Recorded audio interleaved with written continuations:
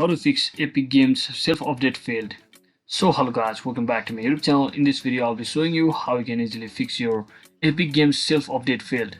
So if you're also facing such issue where your Epic Games is failing to self-update, so first thing, always make sure that you have good internet connection, and once you make sure of that, so the next thing what you can do is just come over to this taskbar and simply right click on it and click on Task Manager.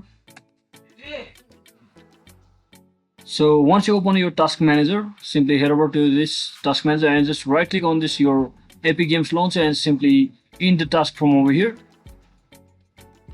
So once you do all of that, now next thing what you can do finally is, if it is still not being updated, just head over to your epicgamesstore.com and from over here make sure you are logged into your account. Now simply select this download and just download it for your PC, and once you download the Epic Games launcher, just try to reinstall the application itself and just uninstall the original one, that is your previous one, from over here by simply tapping on this, by simply searching for Epic Games and just uninstalling from over here.